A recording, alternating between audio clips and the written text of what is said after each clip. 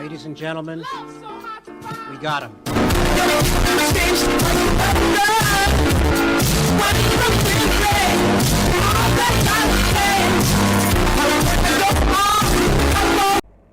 Hello everyone and welcome to Word Vomit. I am Kriti and today I'll be talking about the three most fun books that I've ever read.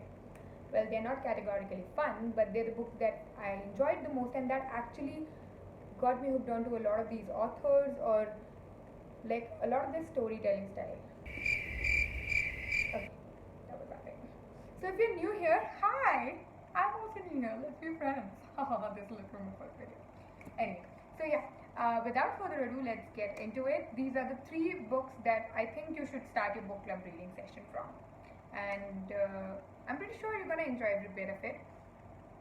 So yeah, there are always going to be conflicting reviews about all the books out there.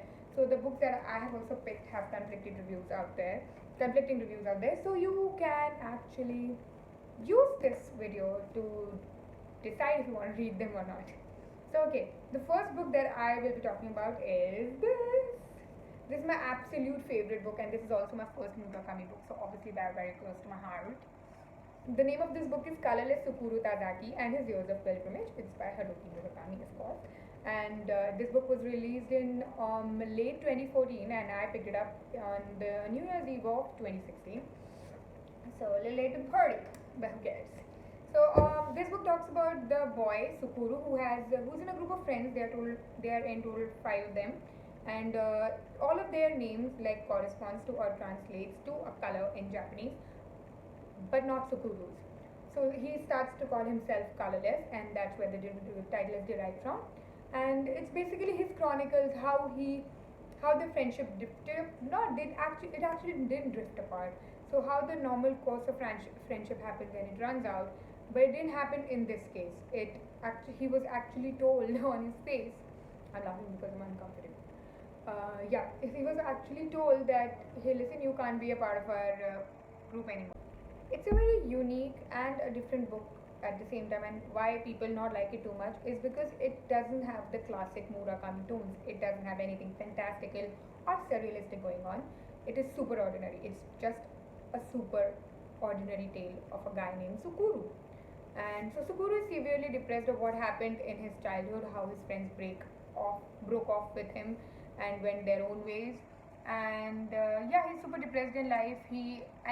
That episode actually is impacting his life today.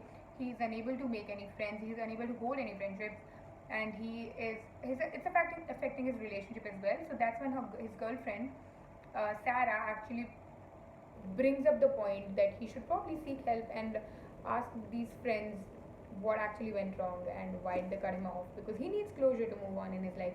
Right now he's a person who thinks that he doesn't deserve any love at all, because whomever he decides to love or seek support from just leaves him. So yeah, it's a very interesting and gripping tale of Tsukuru Tazaki. My God. So yeah, it's not classic Murakami. Basically a very complicated. It's basically so yeah. After reaching out to one of his old friends, he decides to have a conversation, and that guy agrees to. He finds out where the rest of his friends are today and how are they doing. So basically the whole story chronicles around their journeys, where have they come to, and how Tsukuru finds out what actually happened which made them cut him off, and how he takes it and how it changes like sort of the course of his life. The story is not like classic Murakami. It doesn't have like a very tight knit closure. It's slightly open ended, so it's left to the viewer's imagination what could have happened. So yeah, that's what Colorless Tsukuru Tazaki and His Years of Pilgrimage, and I would highly recommend you read it. Next book on my list is Such a Fun Age by Kylie Reid. I know everybody has already talked about this book. I am sorry I latched onto trends late, but I would still talk about this book here, and because there are so many themes running parallelly into this book, and I have seen so many reviewers talk about one of those themes or all of these themes. But according to me personally, there is like this book as a whole, at its heart, addresses race, class, micro privileges, entitlement, minority targeting. But this book is actually about, and kids, drum rolls please. This book is actually about boundaries. Poor boundaries. Whoa, excuse you, motorbiker. Poor boundaries, super strong boundaries, people forcing their boundaries onto other people, and yeah, it's a very gray area. Like how, like even if you're pure intentioned, the way you are trying to approach a problem can be super problematic. So the things that I like about this book is like fantastical storytelling. I would not want to keep it down again. And there were so many instances where I was just reading something and I was like, dude, can you imagine? Just happened. I wish I had somebody to run to into tell me this. But anyway, so yeah, a lot of this was completely happening to me all the time when I was reading this book, and this book didn't like. It lasted me 3 days. I was done with it, and 3 working days. Yeah. So yeah, it obviously has like a huge backing of a publishing force behind it, but the writing style of Kylie Reid is super gripping, and it's a beautiful story in it, within the story of Amira, who's the title character, and Alex, who's the second title character, and how their stories are also connected in a way with a boy named Kelly, which I'm super conflicted about. I have no idea if he was fetishizing women, or if he just had a type, and yeah, I am super conflicted about this character. So yeah, anyway, the book is a so I think the fun thing that this book addresses it, which is super interesting, is the lengths that people go to prove that they're not racist actually prove that they're something even worse.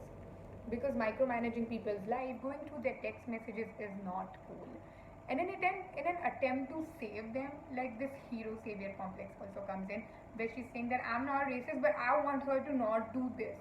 Um, which is probably not making any sense right now, but I would highly recommend you read this book. This is also a good book club starter book, and since it's like I read it when I was 25 and the title character is 25, so I got very excited because I thought it was an interesting story, and like how the other title character Alex Chamberlain is trying to connect with Amira, but she's failing to because they literally do not come from the same world.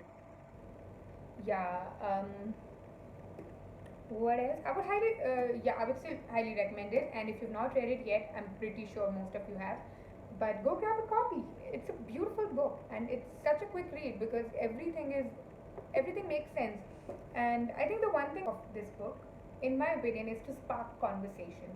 And that's what it beautifully does. At the end of the book, you would want to have this discussion, and it actually puts you in place and asks you to sit down and evaluate your behavior patterns as well, and look for your own personal experience and intentions when you're trying so hard not to be something.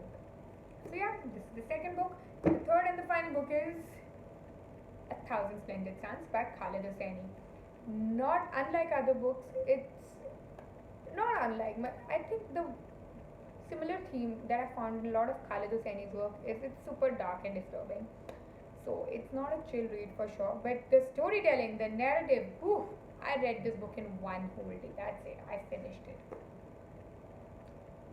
Because obviously, like, I cried a lot during the book and even after it, and I had nightmares for a while because it's so disturbing, but it's also what was happening in those times.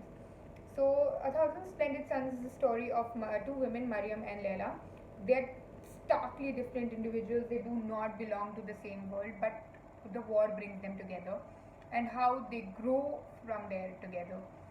So yeah, it's the intricacies of war and its casualties are seamlessly woven into the narrative by Khaled Hosseini, and which is something that I really enjoyed. And when you talk about war, the you see everything on surface. You see how many soldiers are dying. You see how much damage is being done, but you do not see what's happening in the background to normal people, and which this book actually does so well. Is it is it actually portrays that it just so shows that, hey, listen, war doesn't actually, well, you already know that. But anyway, so I want to say the writing is hauntingly beautiful because he's described everything to a T, which is not boring or monotonous, but which is something that is very essential for you to paint a picture of what's exactly happening. And it stays with you and it forces you to think. Like, you just cannot turn a blind eye to this book.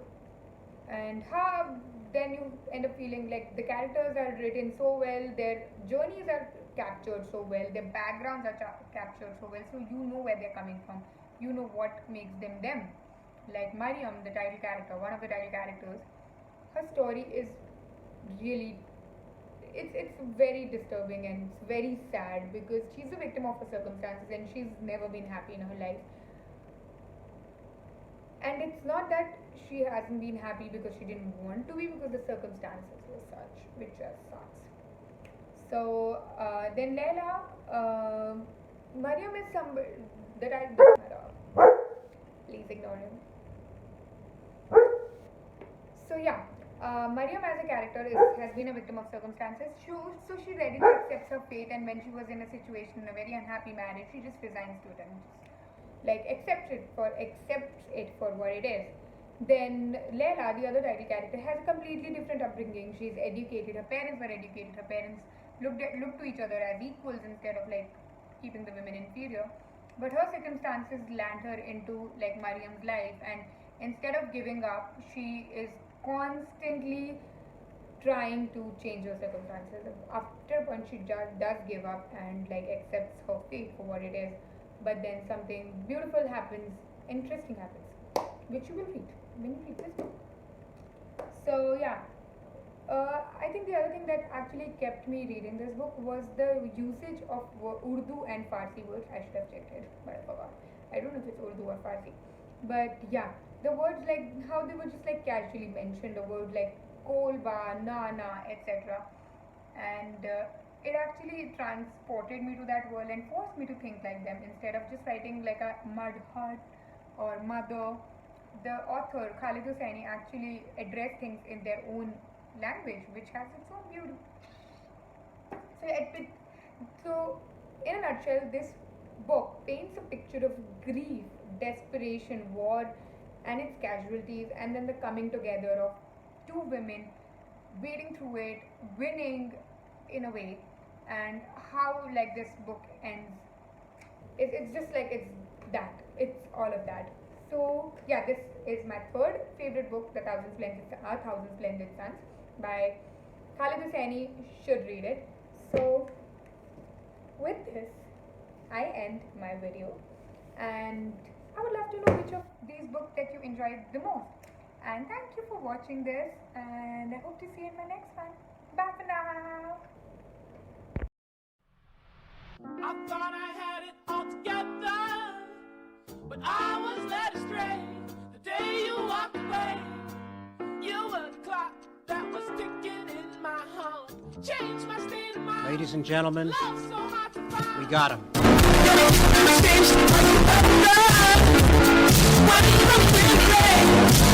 that I